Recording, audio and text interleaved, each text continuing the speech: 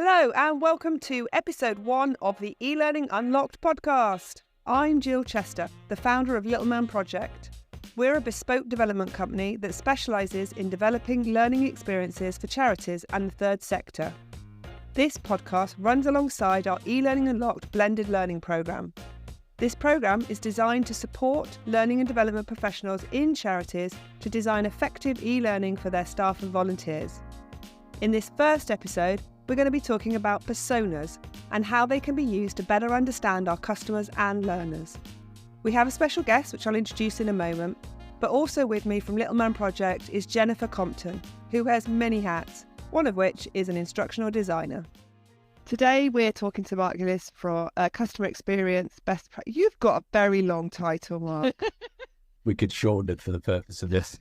What should I call you? Customer Experience? No, Best Practice. I'm going to give you your full title. You deserve it. So today we're talking to Mark Gillies, Customer Experience Best Practice Manager at Cats Protection.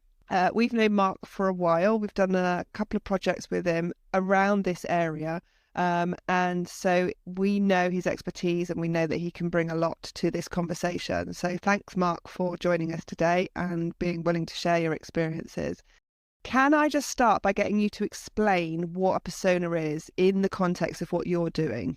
Absolutely. Well, first of all, thank you for inviting me to speak to you both today about everything customer personas.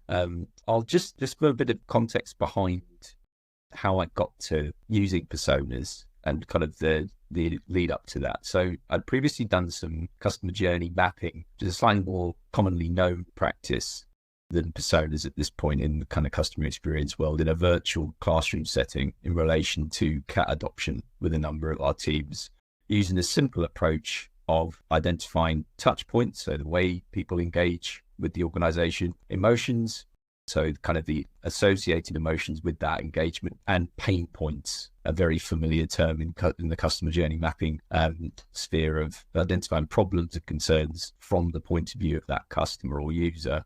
And this was effective for process improvement, and the inclusion of emotions helped to make the exercises feel less transactional and more people-focused. And I wanted to take this further to help keep facilitating that customer-oriented mindset, which is kind of the primary purpose of my role in the organization, of driving that customer-centric culture.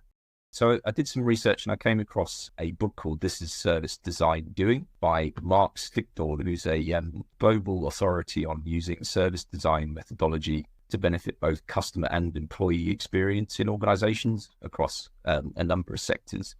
And he highlights how personas are an engaging tool that complement, enhance journey. And this, I thought, was absolutely ideal because I really wanted to drive that people focus a bit more, getting out of just process and continuous improvement, and really kind of trying to help people to going to use a very commonly used phrase, step into the customer's shoes, think like a customer. So personas as a tool really help to prompt a thorough consideration of all of the attributes that make up an individual person. At the end of the day, we're talking about an individual person when it comes to customer journey mapping. So that's demographics, that's individual goals, that's their motivations, their individual circumstances and needs, and any concerns and emotions connected with those circumstances and needs. And then finally, also the consideration of how they prefer to communicate as well. And all of those factors can be incorporated into the creation of a customer persona. And what personas can really help organizations to avoid falling into a common trap of making decisions based on assumptions or stereotypes.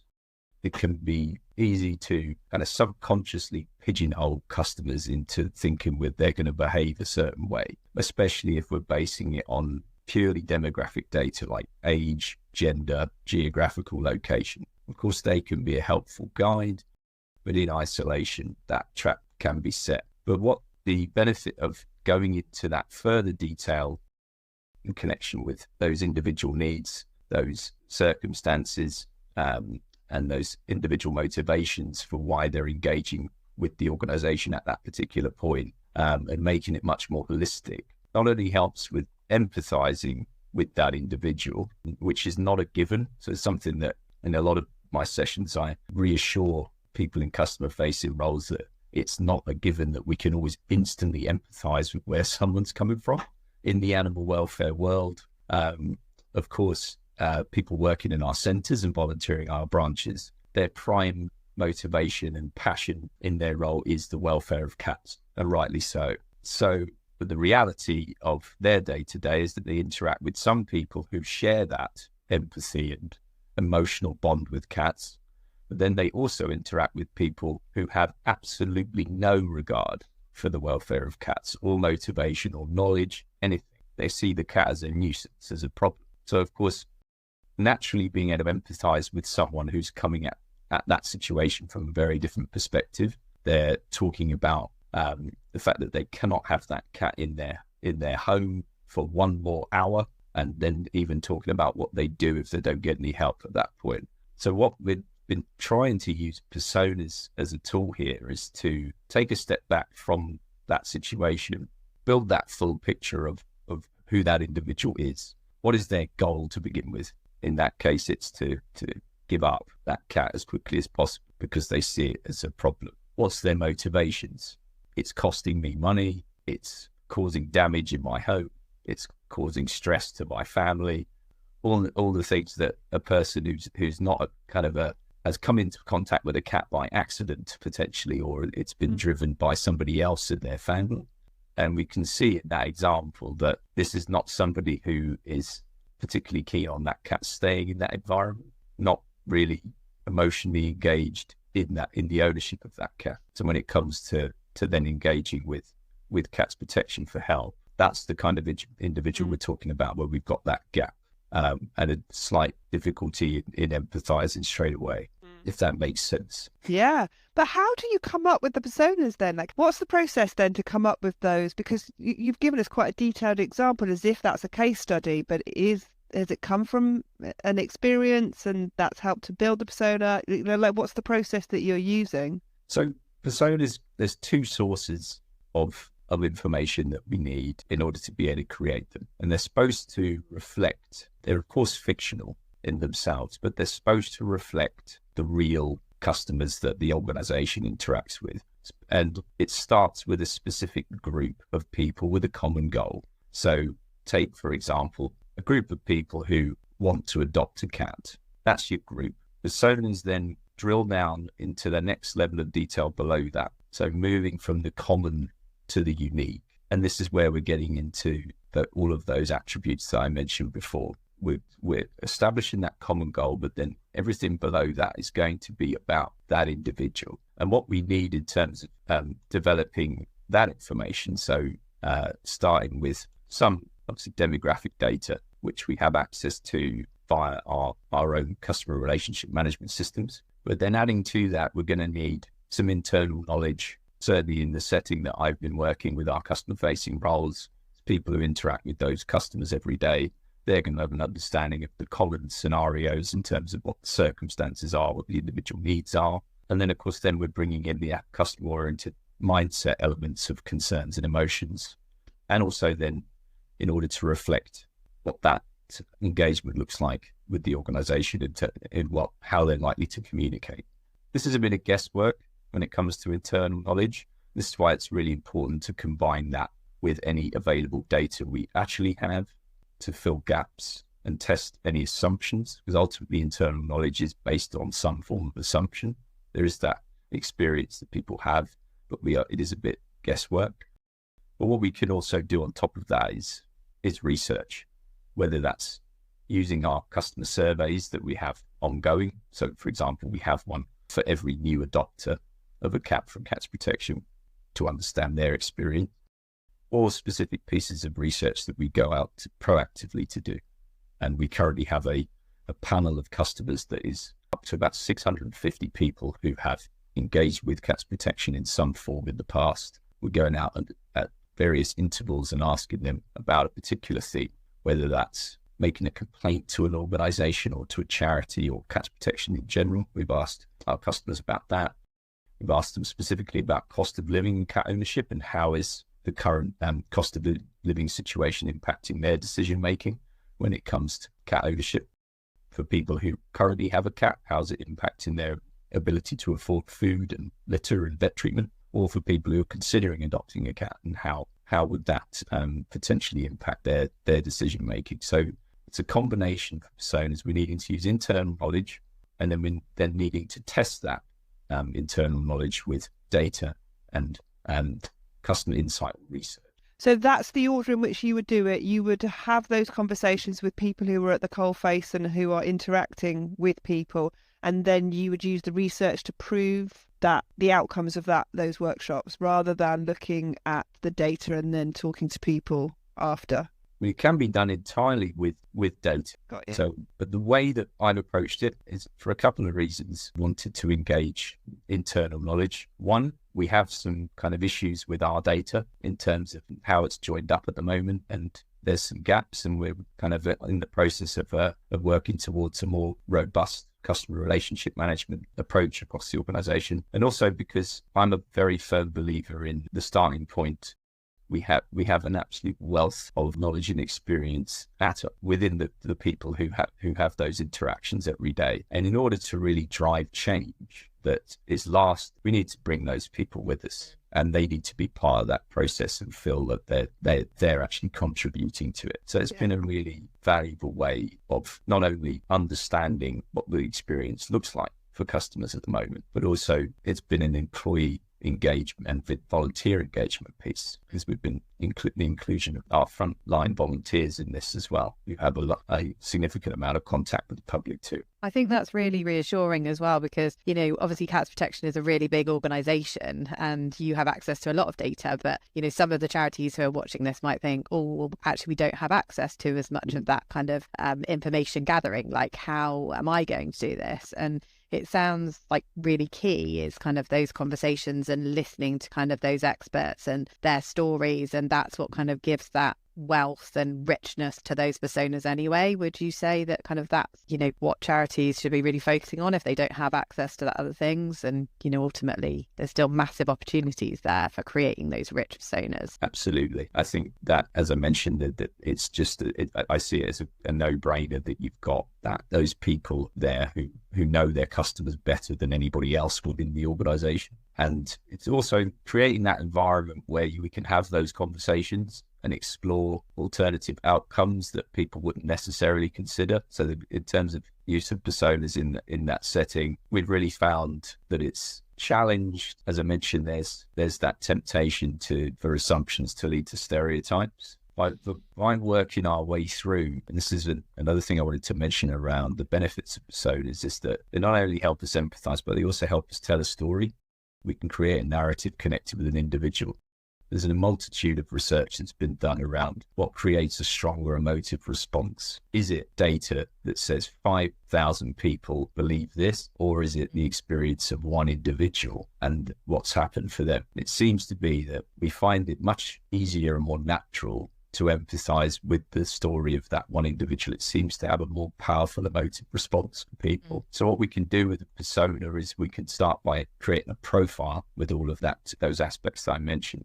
Then we start thinking about the end-to-end experience, and we use that profile and take them through that experience from the point of initial engagement to out.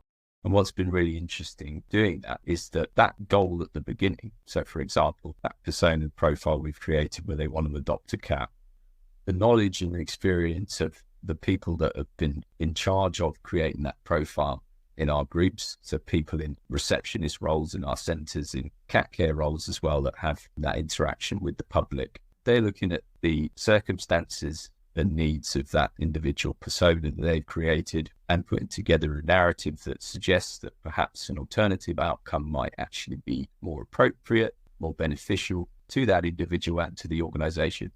So it may be, for example, if they've created a profile of a young, enthusiastic person who wants to adopt a cat, they're in accommodation that's shared, say they're a student, so there's potentially shared responsibility in that accommodation for that cat in terms of their level of knowledge. They're enthusiastic, but they haven't had any experience with a cat. And quite a few scenarios like that where the groups have thought maybe initially a volunteering opportunity. I was going to say, get some more volunteers. May actually be a more appropriate, beneficial outcome in the first instance. And by them creating that narrative and having ownership of that, it it's allowed us to explore those alternative outcomes that are mutually beneficial. But they weren't naturally happening because people were focused on the requests that had come in. I mean, as in practice, that experience that they had creating those personas with you has raised this idea that it's a more holistic look at that individual rather than they want a cat. We don't feel that they're in the best position to take it. So the ending is, hopefully very politely, no. Whereas now they're thinking, actually, we can navigate them into positive experience for both us and them through the use of personas. Oh, yeah, and the cat in this situation. Of course, we need the cat to be happy. Yes, it certainly has prompted that thinking. I think where there's been a tendency, particularly kind of established ways of working, where, of course, they handle a lot of inquiries that are quite similar to each other. They have the daily demands of their roles on top of, and this is a really important point around personas as well as when in the context of talking to customer-facing roles, is that they're having to try to be empathetic to that customer on top of the processes and procedures they have followed, the demands of their daily role, how that customer interacts with them, whether that communication is a little difficult or whether it goes smoothly can have an impact as well.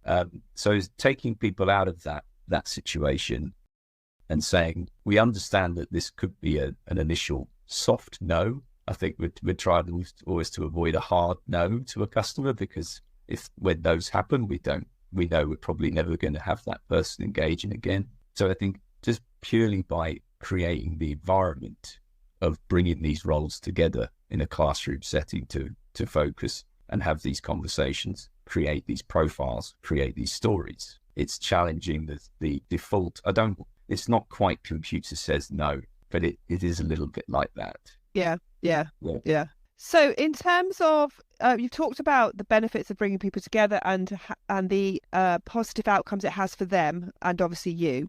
But what does the outcome look like? So obviously they've learned a lot and, they have started thinking different ways. But what is the physical output that then can be shared with others to increase its use and breadth? Do you see what I mean? So what are you creating that then brings those personas to life for people who weren't in that workshop? I mean, it starts with obviously people taking that mindset back to their environment. And what I was very encouraged to see, I visited my local centre in Birmingham, so Cat Protection Centre in Birmingham, about 2 weeks after running the workshop for the West Midlands region. And so it was our team visit there. And the manager of the centre, who wasn't part of the session, started bringing up the persona profile that the teams had created in the session. That's really been really helpful to us in prompting us to think about those scenarios. So I was encouraged by the fact that they had gone back, the team had gone back, they'd spoken to their manager about it. It was fresh in their minds in a way that where, they were given their personas names, and sometimes a name and a face. Yeah. Drop in. As opposed to this process map, which just feels so much, it's just, people don't remember it in the same way. I think that was, as I was saying at the very beginning, it's taking it beyond something that's a bit dry, a bit less accessible, has its use, but humanizing it. But do you actually create a document that sets out the persona that they've created? Like, is there like a physical output of that, or is that just something that happens through the discussion that they then imagine them? So they do create a physical profile and narrative, and they would be given the choice as to whether they take those back. So a lot of the centres would want to take them back to put them up on the wall, including in Birmingham, for example.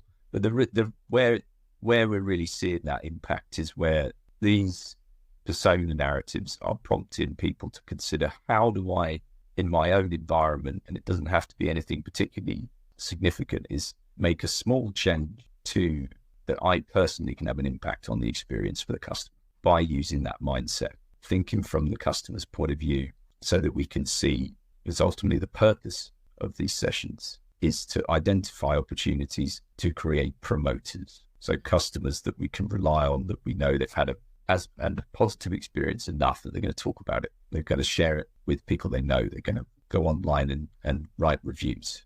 And often that takes a bit of extra time and effort, takes a bit of creativity. And by using that level of detail in those profiles, people are identifying opportunities from those profiles that they can do that. And also, go on, Jen. You go. I was just going to say, like, how many on average do you think each of the teams were kind of creating from those discussions? Because there was more than one, wasn't there? And quite a few of those examples, they were taking back a few different personas. So each session, we had roughly 6 personas created. It wasn't confined to one topic or goal. The examples I developed for the purpose of explaining the concept were for cat adoption and for giving up a cat. But we also left it open for other customer journeys or interactions. So we looked at volunteering. So in terms of a new volunteering opportunity, so personas connected to that. We had personas connected to what we call a catch protection TNR, or trap, neuter and return. So it's in connection with feral cat colonies, where we're often informed at a point where a feral cat colony has grown to a significant size and needs support because it's impacting the local community around it. Because quite a few of our centres are based in quite rural areas near to farmland, so they're interacting with farmers and trying to help solve a problem for them. There's another example I think of potentially a customer that is not necessarily motivated primarily by the cat and looking after the cat. It's more about ensuring the cat doesn't do any harm to their livelihoods. So it's been quite a diverse set of examples that we've been able to explore in those sessions. Yeah. So in terms of your long-term plan, obviously you've been doing workshops and, the knowledge is, supporting people's change as they leave. Do you have other kind of plans in terms of the persona of the work you're doing, reviewing those, widening access to that information? The long-term goal is for personas to be embedded in our service design and innovation approaches across the organisation. So we have recently developed a customer journey management framework, which includes mapping methods that I mentioned at the start, but it now includes persona creation as well. And by engaging our teams in those workshops this year, we then have plans to formally look at the journey for homing, which is not only adopting out to the public, but it's also getting involved as a facilitator in what we call home to home. So a cat going from one owner to another with support from Cats Protection, also cats coming into our care. So it's that overall piece, a very significant piece for us as an organisation in terms of our operations. And that journey framework is something that's going to support that review. Right. That will encompass a review for every centre, every volunteer branch that's involved in homing cats. That will impact. And this is what we're wanting to be able to use these tools, as Mark Sticktor refers to them as personas. They're there to help facilitate that service improvement, that lasting change. And we've been able to embed those within that framework at this point. And do I understand correct in thinking that it's also the focus has been external customers, but you're also thinking about internal customer and kind of volunteer employee experience as well? Absolutely. And then, of course, this is a versatile tool that we're able to use not only as you say, for external customers, but also when we're thinking about our volunteering. So as an organisation, we have a piece on volunteer experience that's happening at the moment that's being led by our volunteering team. I had members of our volunteering team attend some of the workshops in view of offering this methodology to them to use as part of considering our volunteer experience, not only for people that are coming into the organisation, but also for longer standing volunteers as well. And just understanding from their perspective what it is that's motivating them to be part of Cats Protection, addressing some problems and concerns as well. And that's the benefit. Of course, we can do that with this tool. Mm-hmm. So just quickly before we move on to looking at, what Jen's, I want to talk to Jen a bit more about from the learner persona side. Do you have any tips for people who are starting out creating personas? You've got a wealth of knowledge and experience from having done this, with people on an individual basis, thinking maybe from people who don't have that opportunity that you had to do that, and what you've learned along the way. Do you have some tips for people on, how to create them and good practice? For me, the key starting point with this was identifying who your champions are. So talk to people who are motivated by ultimately the aim of this work, and that's to facilitate customer-oriented mindset. So for me, it was identifying some particular operations managers who oversee centres and branches who were motivated by this. So from conversations that people are having within their organisation, kind of lean on your champions and people who are trying to achieve the same thing. And when it comes to actually creating the personas, it's absolutely key to define that starting point, that goal, before getting into it. Because if that's too broad, we can then get you can feel like, not being able to see the wood for the trees in terms of what are those personas actually trying to tell us? What are we trying to achieve? So clear parameters on those groups of people and which journey that forms part of. So I mentioned, of course, homing and cat adoption falling into that, and then identifying who do we need in the room. And it's been a good opportunity through those workshops last year to not only engage people in those customer-facing roles in field operations, but also supported by their managers, the volunteering team, to support and understand from a volunteer perspective how to help them. Does that help? Yeah, no, absolutely.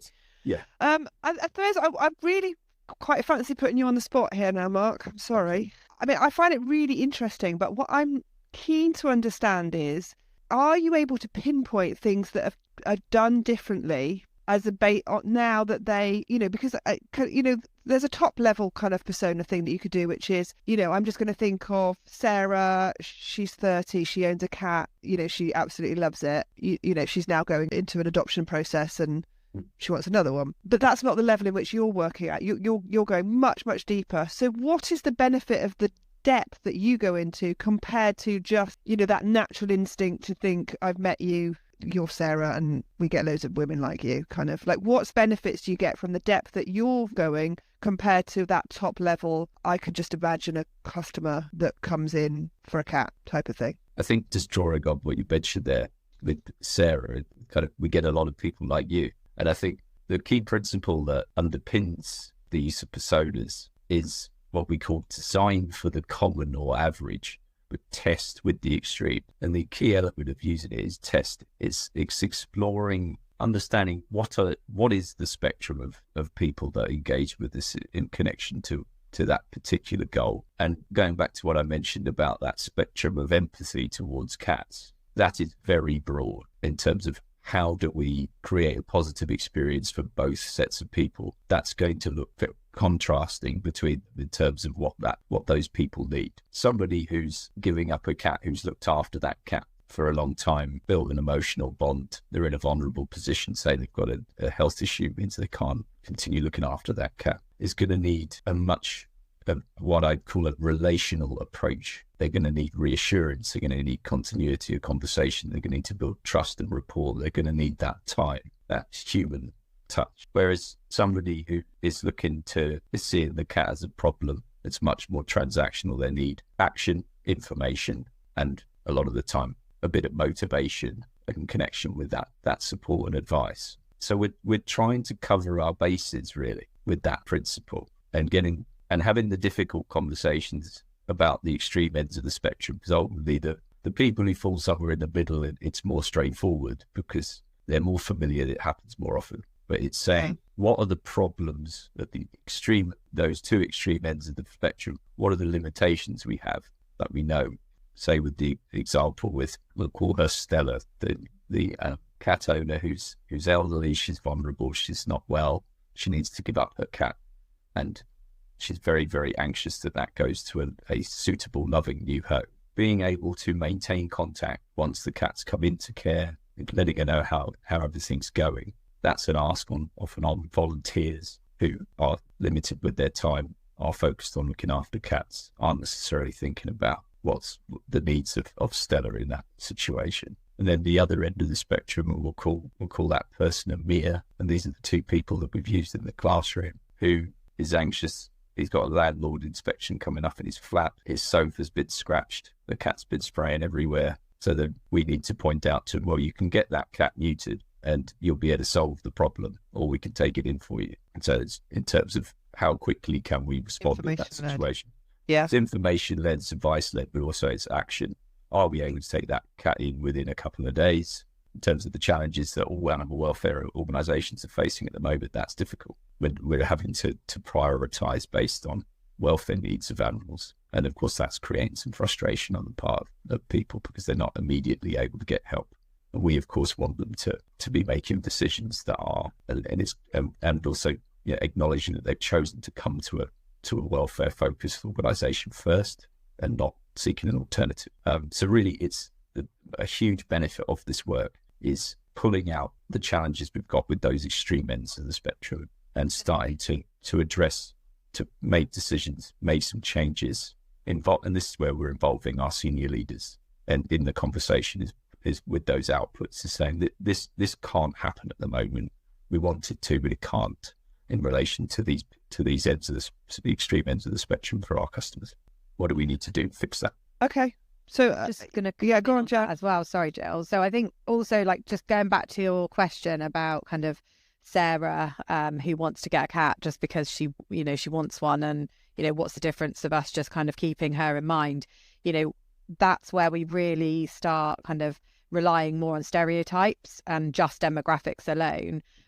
It's easy for us to start thinking, okay, well, we know what Sarah's needs are. She just wants a cat. But because we haven't drilled down deeper, we don't know, we don't know about the barriers she has. Okay, what access needs has she got? How do we need to change her customer journey in Mark's sense so that actually someone may need to deliver the cat? She may need help accessing, some of the visitation or the documentation or stuff around support, or, what other needs does she have? Does she, for example, have children and therefore need specific information that's customized around, settling a cat in around children? Or does she need a cat that's okay with other pets or okay with children? So it's really easy just to kind of, and this is a massive trap of personas in general. Like when you're looking at just, okay, we see Sarah, she needs a cat, we know what her problem is, we've got her needs in our mind, that you don't necessarily fulfill their needs because you haven't got the entire picture. And the creation of the personas means that you've got a kind of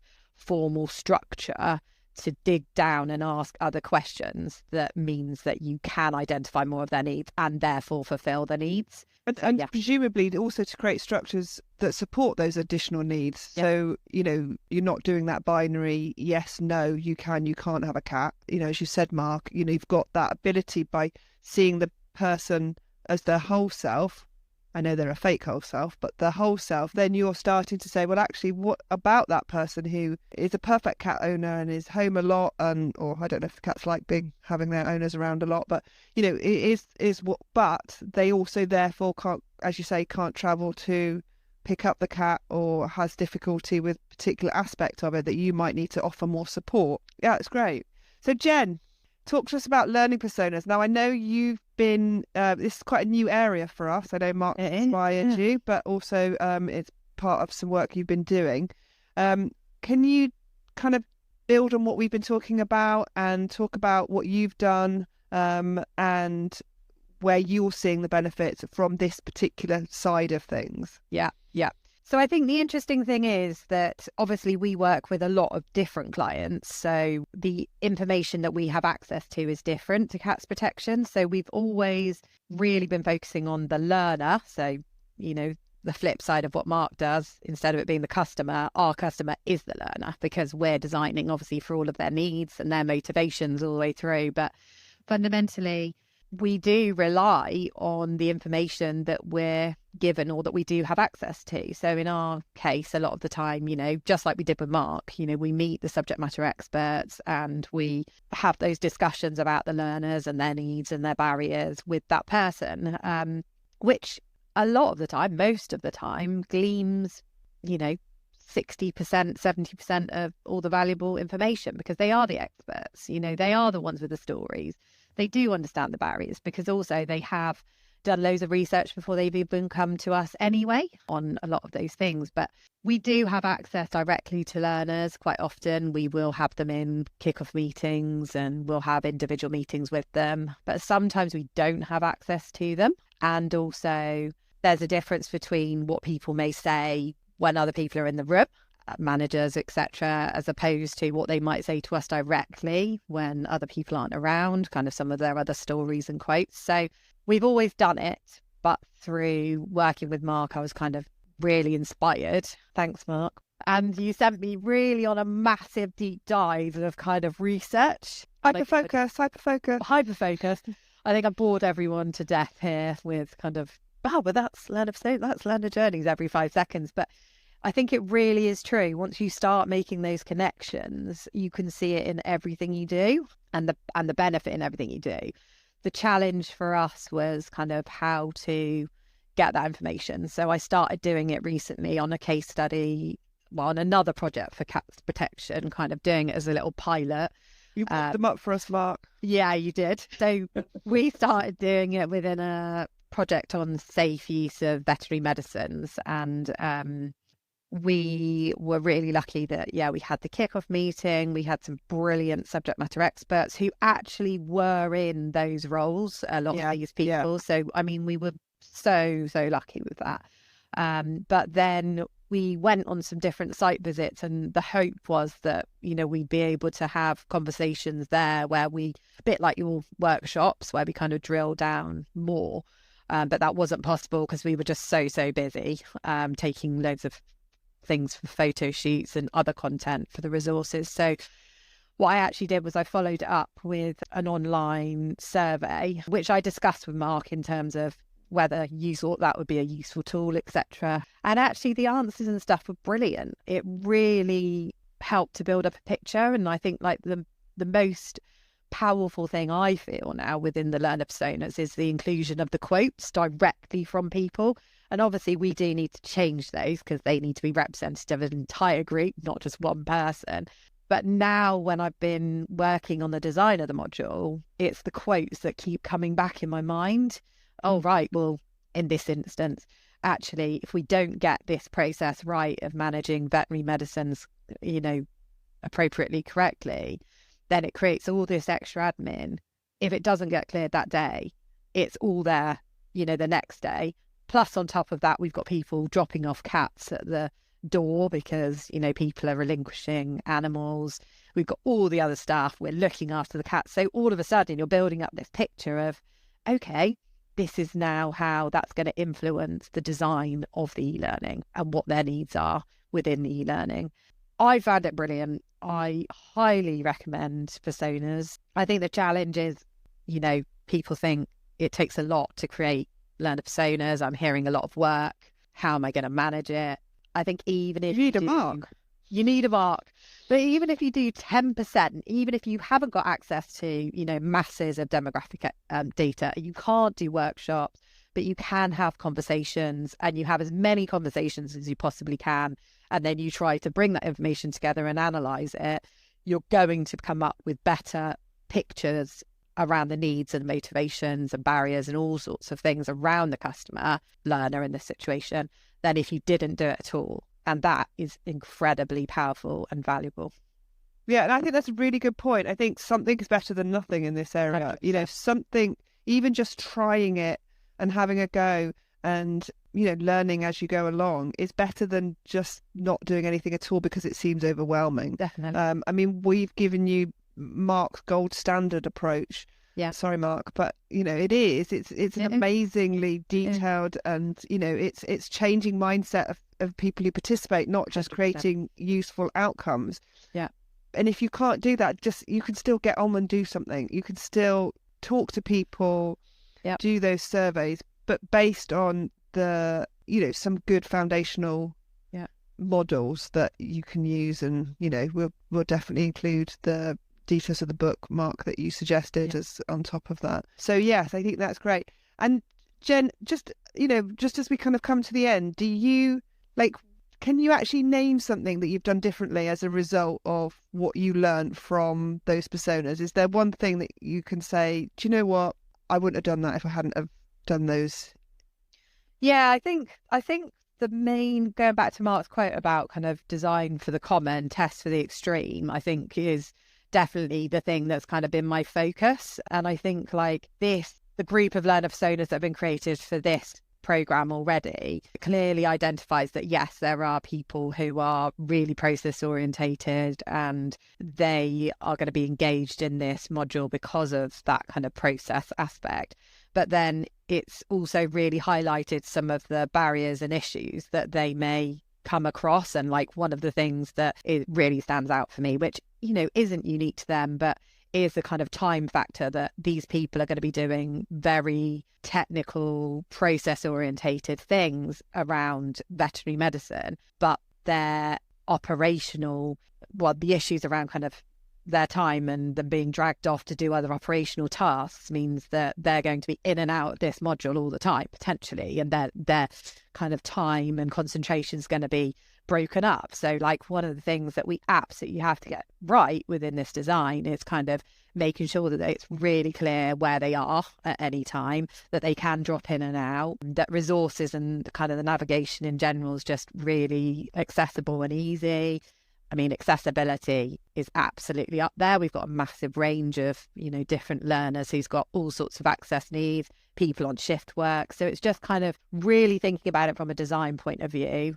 But then also, you know, there's some of the interactions in there where we may have previously got them to do more software simulations around filling in forms. Well, actually, they may benefit more from seeing things and doing shorter interactions just because of their time. So, yeah, I think a lot of it's quite simple. Yeah. But it's just keeping in mind kind of some of the issues they've raised. Yeah.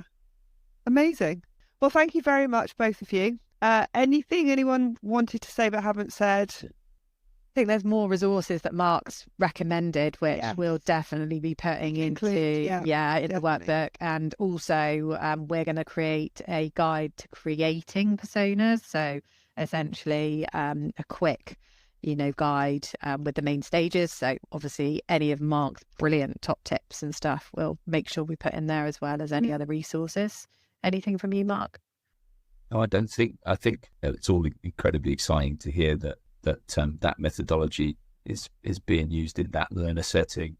That guide sounds fantastic. There's a lot of good ever developing theory connected with it, but more importantly, the hearing about the application of it in organisations and prompting that, as we've been talking about, it's sowing that seed of the mindset, and that's the key thing. Moving away from purely process, making it about people, being driven by people, and what is it that makes them tick? And that's, I think, the key to unlocking the success of personas in not only in customer experience, but much more widely, as we've been talking about. I couldn't end better myself. Thank you very much, Mark. Thank you so much, Mark. Thank you, and thank you for your time. That was we really appreciate it. No Thank problem. you. Cool.